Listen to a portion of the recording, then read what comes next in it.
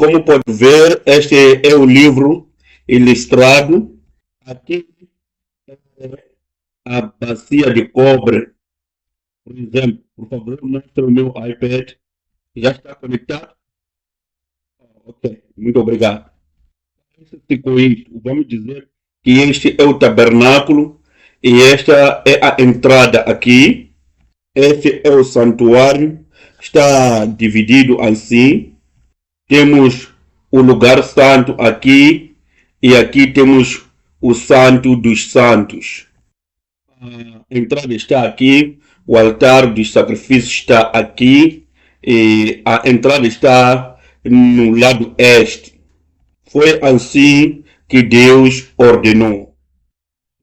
Aqui, a primeira coisa a ver é o altar dos sacrifícios com fogo ardendo.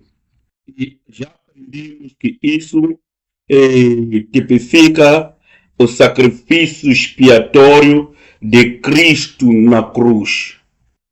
Qualquer pessoa, ao entrar no tabernáculo, deve entrar com alguma oferta. Pode ser um animal, ou uma ave, ou oferta de cereais.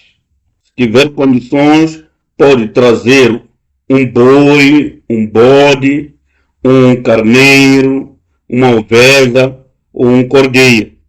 Mas se não tiver condições, pode trazer pombos ou ofertas de cereais. Para quê? Para que seja oferecido no altar dos sacrifícios. O que acontece é que você traz ao sacerdote e o sacerdote te diz para colocar as suas mãos sobre o animal. O que significa que os teus pecados estão sendo transferidos para o animal. E depois disso, o que deve acontecer? Tu mesmo deve matar o animal. E o sacerdote deve receber o sangue. O sangue é que é mais importante e é tratado somente pelo sacerdote.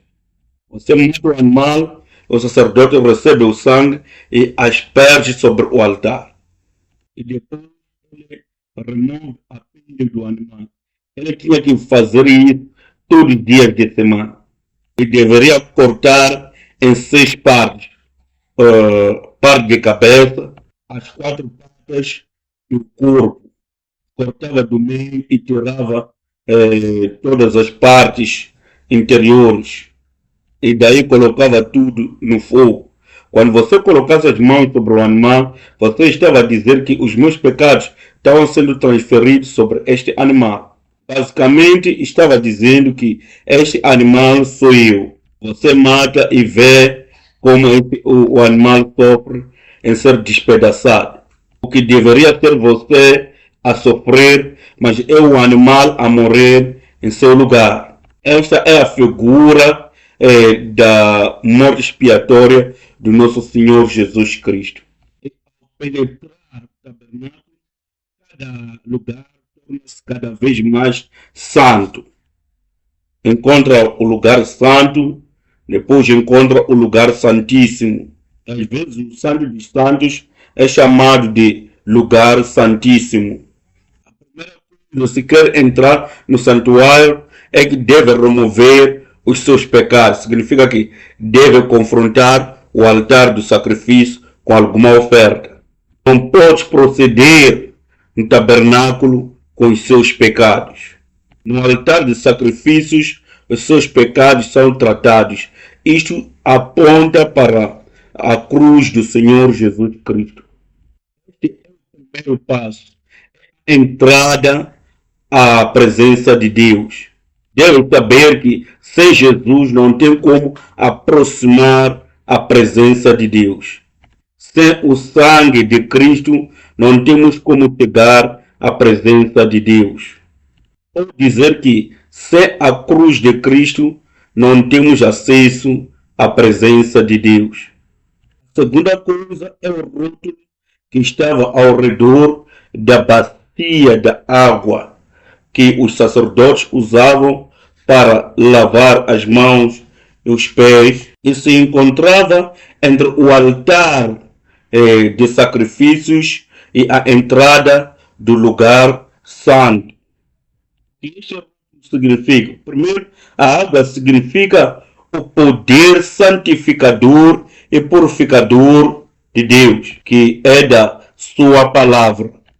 Efésios capítulo 5, versículo 26 diz: para a santificar, purificando-a com a lavagem de água pela palavra.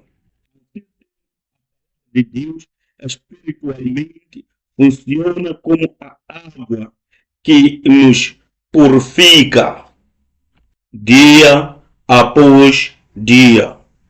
E precisamos desta purificação depois de termos recebido o perdão através da morte expiatória do Senhor Jesus Cristo na cruz. Por que precisamos desta purificação de novo? Experiência, isso é explicável, porque mesmo que tenha recebido o perdão através da cruz de Cristo, e sabemos que nós somos perfeitos, temos caído ali e acolá, de uma ou de outra forma, continuamos a cometer o pecado. Ainda cometemos falta. Mas a cruz de Cristo já expiou todas essas coisas, do nosso passado, presente e do futuro. Quando cometemos faltas, tudo que precisamos fazer é orar através do nome de Jesus, nos arrepender. Esse processo de orar ao nome de Jesus e arrepender-se chama-se lavagem pela água. O que nos leva ao segundo ponto: água simboliza o arrependimento dos santos, aqueles que já receberam a expiação de Cristo. Ainda que tenhamos sido perdoados através do sangue de Cristo, diariamente devemos nos voltar ao espírito da palavra. A palavra de Deus é o nosso espelho em que devemos ter a nossa reflexão e daí ver o que esteja de errado conosco. Não é apenas se olhar no espelho e ver aquela mancha na cara e fazer de conta que não existe e sair daí. As pessoas vão ver que este tem uma mancha, afinal de contas, o que é aquilo que ele tem na cara? A palavra de Deus é um espelho. A oração de arrependimento é a água que nos purifica. Em João capítulo 3, versículo 10, Jesus fala ao Pedro: aquele que já se banhou precisa apenas lavar os pés, porque ele está completamente limpo. Tu está limpo. E ele prossegue dizendo: mas não todos vocês. Em outras palavras, ele está a dizer, através da cruz de Cristo, todos já fomos banhados. Mas enquanto andamos ao redor do mundo, os nossos pés sujam. Quando voltamos para casa, o que fazemos? Lavamos nossos pés. E daí Jesus lavou os pés dos seus discípulos. É isso que precisamos. Nós já estamos limpos, mas lavamos os nossos pés. Precisamos lavar os nossos pés com a água. E essa água é a palavra e a oração. Diariamente precisamos lavar-nos com a palavra de Deus. Diariamente precisamos lavar com a oração de arrependimento. Lavar-se nesta bacia simboliza o nosso batismo, que nos une a morte, sepultamento e a ressurreição de Jesus Cristo.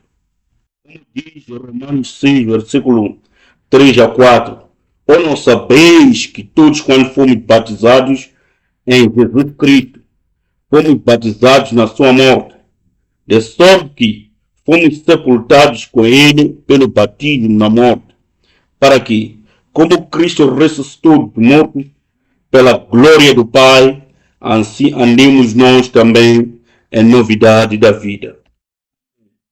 Depois de termos passado o altar dos sacrifícios queimados, temos que nos purificar na bacia de bronze para que possamos entrar no lugar santo. Agora vamos entrar no lugar santo. Como se parece o lugar santo? É basicamente assim é o lugar santo. As paredes do lugar santo, tudo é ouro. E aqui temos 3 paredes. E então, como é que é a cobertura? Existia 4 coberturas usadas para cobrir o teto. Assim tínhamos a nossa cobertura, chamada de cortina interior. Número 2 é chamado de cobertura exterior. Número 3 é chamado de cobertura da tenda. 4 é chamado de cobertura de cima. Vamos estudar essas 4 coberturas de topo. Cortinas e coberturas. De dentro é chamado de cortina interior. E era feita de linho o trabalho do curtidor. E era feito de material azul, púrpura e escarlata. De 4 tipos de materiais, que era o linho fino, o azul, a púrpura e a escarlata. O que essa cortina interior nos ensina?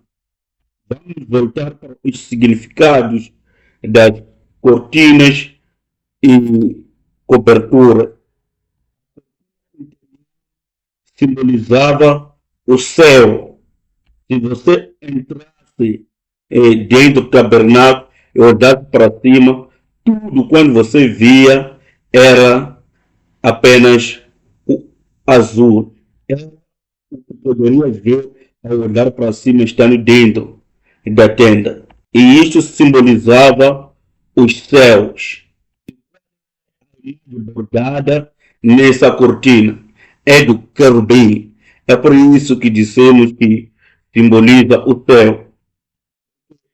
Está guarnecendo a entrada do paraíso no jardim do Éden. É o querubim.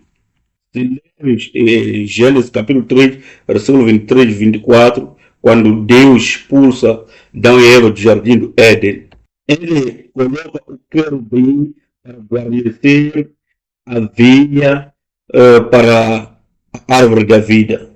Então, o querubim é o que vê ao entrar na tenda da congregação curtida na cortina interior. Por isso que a cortina interior simboliza o céu. E sobre ela está a cortina exterior. A cortina exterior é feita de pelos de cabrito. Em Israel, os cabritos são sempre de cor preta. Por isso que a cortina exterior é preta.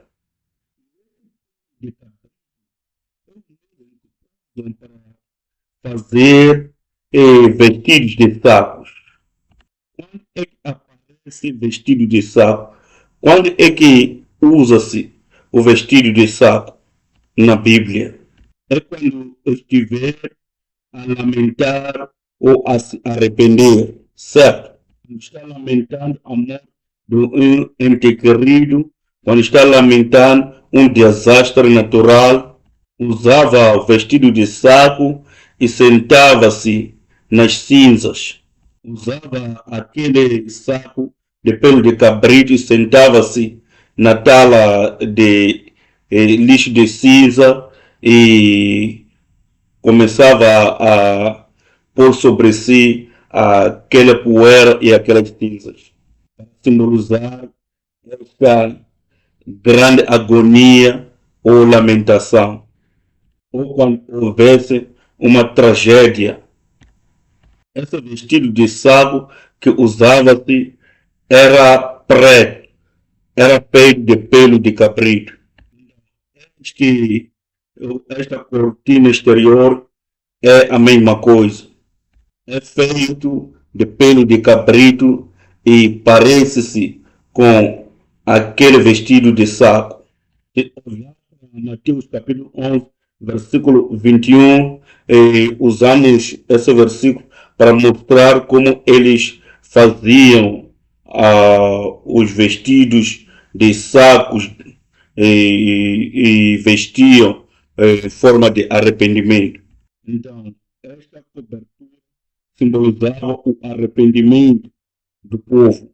Nós, como crentes, povo de Deus, devemos usar espiritualmente esses vestidos de saco. Olhar para Apocalipse capítulo 11, fala das duas testemunhas. E eles usavam sacos ou vestidos de saco, estão lá profetizando, num período de 3 anos e meio. Isso que o vestido de saco simboliza o arrependimento do povo de Deus. E esses vestidos de saco não são apenas para nós, porque agora nós somos o povo de Deus, o povo da realeza celestial. Pedro capítulo 2, versículo 9 diz que nós somos sacerdotes reais. Usamos esses vestidos de saco por causa do pecado da humanidade. Significa que deveríamos estar em lamentação por causa dos pecados desta humanidade.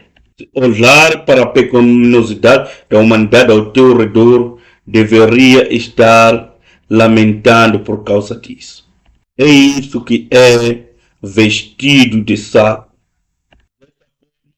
A segunda cortina da cobertura é chamada cobertura exterior e é preta e simboliza o arrependimento do povo. E no topo desta tem a cobertura que é de vermelho. O vermelho, o que significa? O sangue de Cristo. Na verdade, nos arrependermos dos pecados, como é simbolizado pela cobertura que é de pelo de cabrito, que é preto, Jesus nos cobre com o seu sangue. Se verdadeiramente nos arrepender dos nossos pecados com a confissão, quebrantamento do coração, é daí que Jesus nos cobre com o seu sangue.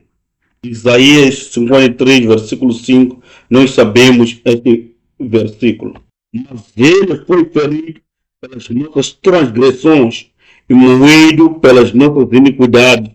O castigo que nos traz a paz estava sobre ele e pelas suas pisaduras fomos sarados. E Levíticos capítulo 17, versículo 11, mostra que o que expia o pecado é o sangue. Assim diz o versículo. Porque a alma da carne está no sangue, pelo que vos tenho dado sobre o altar para fazer expiação pela vossa alma, porquanto é o sangue que fará expiação pela alma.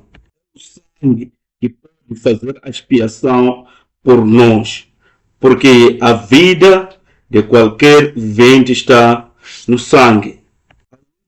É chamado de é assim que é chamado. De cima de, de púrpura. Isso que diz Êxodo 26, versículo 14. É feito de púrpura. Essa coisa, não sabemos exatamente o que é isto. Eu nem tenho ideia do que isto seja, mas o que é de tamanha importância para com isto é que esta coisa é resistente à água. Esta é a parte mais importante disto. E aqui, a última cobertura de água é resistente à água. algo forte e grosso que repelia forte o suficiente para resistir a ventos, para resistir a ciclones no deserto. E é prova de água, de maneira que se chover, a neve cair sobre ela, não deixe penetrar a água no interior. E isso me faz lembrar da Arca de Noé. O que falamos da Arca de Noé é que estava coberta com a prova de água. Na Arca, esse produto que Noé colocou na Arca para repelir a água é copé, que deriva da palavra hebraica, que significa cobrir, com aquele produto que cobria toda a água, resistindo à penetração da água. Esta cobertura cobre o santuário, repelindo toda a água. Falando de água, significa os pecados deste mundo, significando que os pecados deste mundo não podem entrar no santuário. Essas são 4 cortinas que cobriam o santuário, ou 4 coberturas. E tudo isto aponta para o Senhor Jesus, o Cristo. É Ele que nos cobre. Isso significa que somos cobertos com a retidão ou justiça de Cristo. Assim sendo, os nossos pecados foram perdoados. São pessoas que foram cobertas por Cristo. O que precisamos fazer? Precisamos cobrir um ao outro. O que muita gente gosta de fazer é descobrir, expor os pecados dos outros. Você sabia que tal fulano fizeram aquilo, mas aquilo, e tal fulano fez aquilo? Descobrir e expor os pecados dos homens e mulheres de Deus. Estamos fazendo exatamente algo ao contrário daquilo que deveria ser o comportamento daqueles que foram cobertos com o sangue de Cristo. Nós precisamos cobrir um ao outro e não expor. Sim, que os cristãos, aqueles que foram lavados pelo sangue do Senhor Jesus Cristo, deveriam viver. Vamos olhar para 2 passagens, uma do Antigo Testamento e a segunda do Novo Testamento. Primeiro, vamos olhar para Provérbios capítulo 10, versículo 12. Provérbios capítulo 10, versículo 12. Versículo 12 diz: o ódio excita contendas, mas o amor cobre todas as transgressões. Amém. Certo? O que cobre todas as transgressões é o amor. O amor cobre todas as transgressões. No Novo Testamento, voltemos para 1 capítulo 4, versículo 8. 1 de Pedro, capítulo 4, versículo 8. Vamos ler juntos. Mas, sobretudo, tende ardente amor uns para com os outros, porque o amor cobrirá a multidão de pecados. Cristo, o que devemos fazer? Cobrir os pecados dos outros. Amém. Cobrir, não é? Mas é isso que a palavra nos manda fazer. Cobrir os pecados dos outros. Amém. Muito obrigado. E essa é a cobertura do santuário. Agora vamos olhar para o interior. Quando olhamos aqui no lugar santo, temos 3 objetos. Então, no lado direito, a mesa dos pães da proposição. No lado esquerdo, temos o candelabro do ouro. Na sua frente, ao olhar, vê o altar de incenso, no lugar santo, a mesa dos pães da preposição, o candelabro de ouro e o altar de incenso. Vamos estudar esses objetos um por um.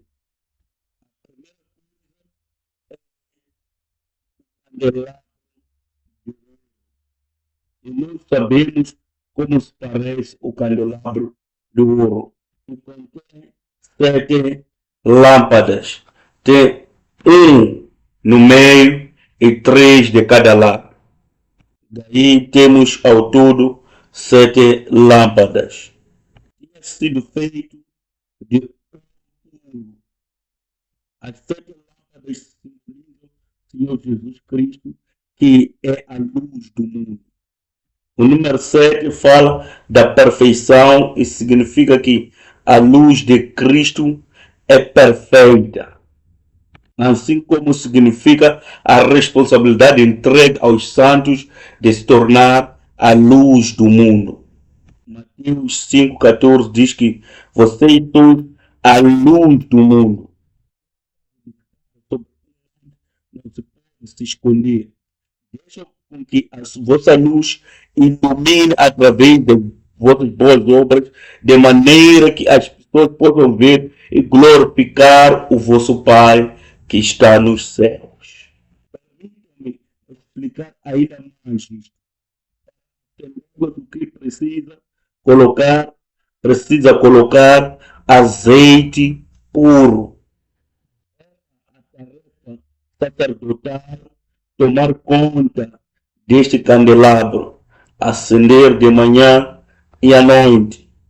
Deveria encher com azeite e ter certeza que o fogo ali não se apaga. Deveria estar acesa 24 horas por dia. A única luz disponível dentro da tenda. E se apagar, tudo escuro. Não havia janela ali. Esta luz deveria estar lá acesa 24 horas por dia, 7 dias por semana, e era a tarefa do sacerdote tomar conta de. Como é que isso se aplica a nós hoje? Nós somos a luz do mundo, certo? Vamos voltar para Provérbios, capítulo 20, versículo 27. Hei de ler na versão King James. O espírito do homem é a lâmpada do Senhor.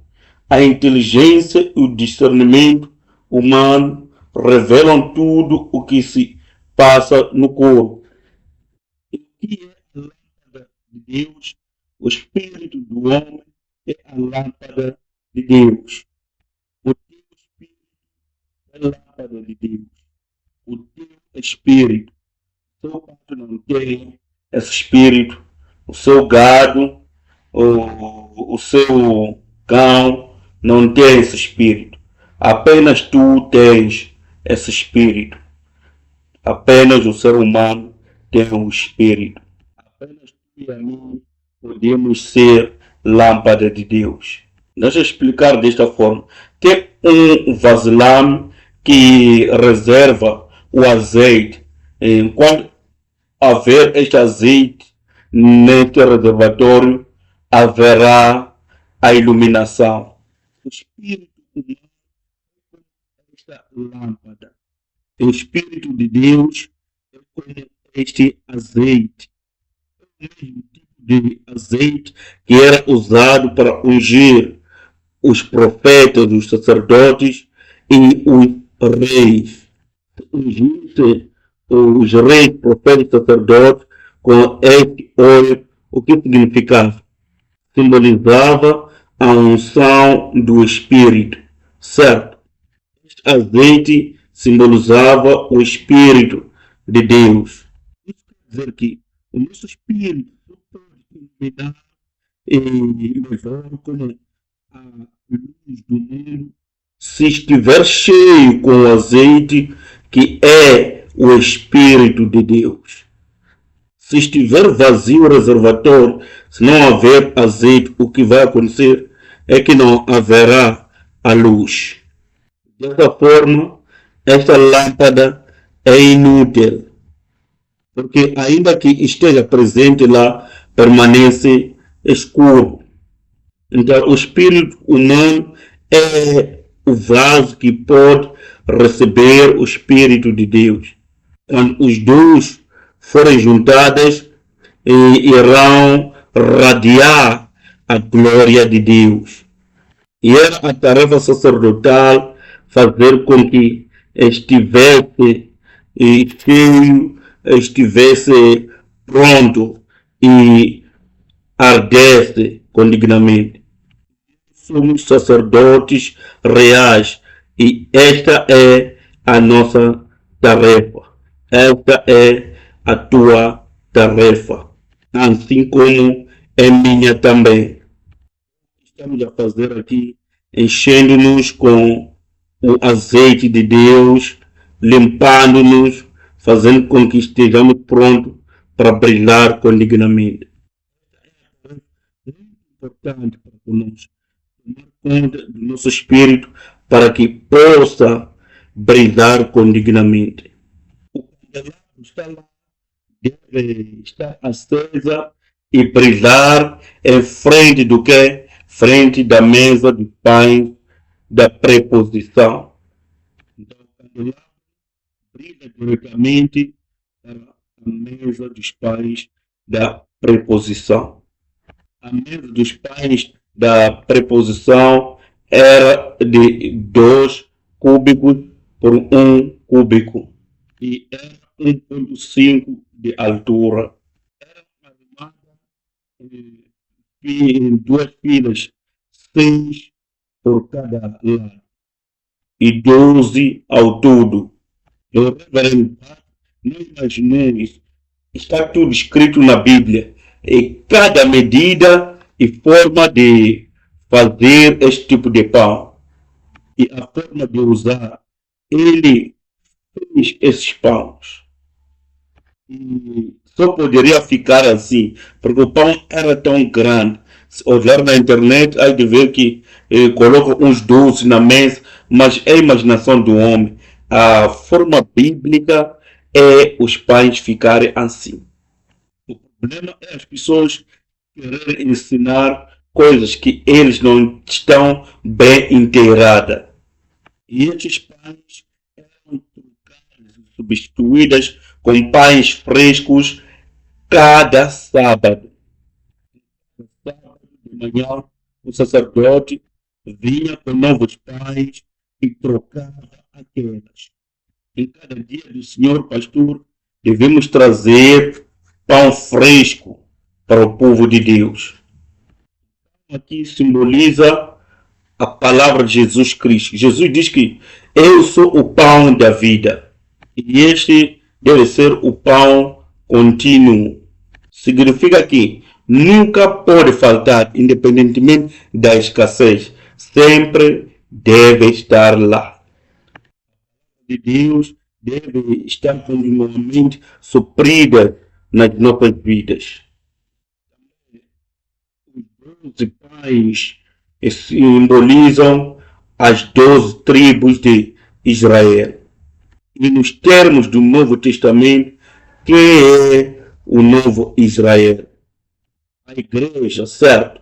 Nós é que somos o novo Israel. Os 12 pães devem estar diante do candelabro. O candelabro deve brilhar com os 12 pães. E isso quer dizer, nós, como o novo Israel, devemos viver diante da luz de Cristo. Precisamos conduzir uma vida de transparência diante da luz de Cristo. Em Números capítulo 6, versículo 25 e 26, é a forma de abençoar do Antigo Testamento. É assim que os sacerdotes abençoavam os judeus depois de qualquer culto. Sacerdotal. Vamos ler junto. Números capítulo 6, versículo 25 a 26. Faça o Senhor resplandecer o seu rosto sobre ti e te agracie. Amém. Que o Eterno revele a ti a sua face de amor e te conceda a paz. Amém. Havia o altar do incenso. O altar do incenso localizava-se em frente da cortina divisória entre o lugar santo e o santo dos santos. O altar do incenso tinha duas partes. Então, assim que estava, havia o altar e o incensário sobre o altar. Ao colocar carvão aqui, começava a sair esse fumo do incenso através desses furos que estão aqui. O sacerdote pegava assim e usava isto uma vez por ano, quando? No dia da expiação. Quando entrasse no Santo dos Santos, ele levava consigo este incensário. E a nuvem de fumo que saía disto iria cobrir a Arca da Aliança. Se ele visse a Arca da Aliança, poderia morrer. Nem o sacerdote poderia morrer. Então, o altar do incenso, o que significa? O que é o incenso? Vamos para Apocalipse, capítulo 5, versículo 8. E assim que o recebeu, os 4 seres viventes e os 24 anciãos prostraram diante do Cordeiro. Cada um deles tinha uma harpa e taças de ouro cheias de incenso, que são as orações dos santos. São as orações dos santos. São as nossas orações. Enquanto o fumo do incenso sobe, as nossas orações sobem. Vimos que servia no Santo dos Santos, mas estava de fora no lugar santo.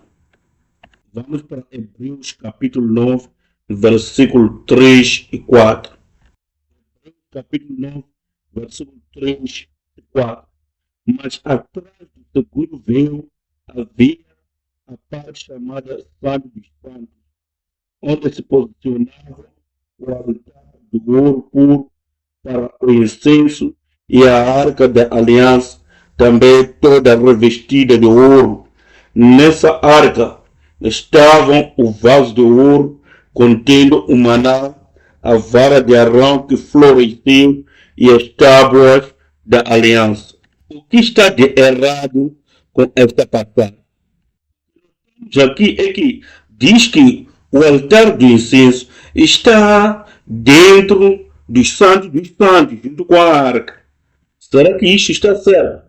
Não. Mas realmente o que está a acontecer aqui? Será que é um erro? É uma falha bíblica? Então, o que faremos com esta passagem? Pensar que talvez depois da morte de Cristo, mas depois da morte de Cristo, o véu foi rasgado de cima para baixo, já não existe nenhum véu. Mas aqui diz que depois do segundo véu, aqui, esta passagem está falando do dia de expiação em que o sumo sacerdote entra no Santo dos Santos e ele entrava com este incenso. O incensário está fora do Santo dos Santos, mas naquele dia entra no Santo dos Santos. O incensário é deixado fora, mas a sua função é lá no Santo dos Santos. A única coisa entre os objetos santos do tabernáculo que entra no Santo dos Santos e volta para o lugar santo. Então, o que é que isto tem a nos transmitir como um ensinamento sólido para a nossa vida cristã, para o dia de hoje. O que é que podemos tirar disto como uma lição de vida para os nossos dias? Isto é um ensinamento muito poderoso. Isto quer dizer, se nós oramos em nome de Jesus, ainda que estejamos aqui na terra, as nossas orações entram, penetram, atravessam o véu, quebram o espaço e entram no Santo dos Santos. Quer dizer, chegam na plena presença de Deus. Isto quer dizer que, se você tem Jesus em ti, as tuas orações alcançam a Deus. As tuas orações chegam a Deus. Isto é a falar acerca do poder das nossas orações. Do coração, se você realmente tem Cristo, ao orar em nome de Cristo, as tuas orações chegam no Santo dos Santos, chegam na presença de Deus. Entram no trono da graça, na verdadeira presença de Deus. Estando aqui na terra, as nossas orações chegam no Santo dos Santos. Que não podemos desistir da oração, devemos orar sempre. O sacerdote tomava conta do candelabro do ouro, tomava conta também do altar do incenso.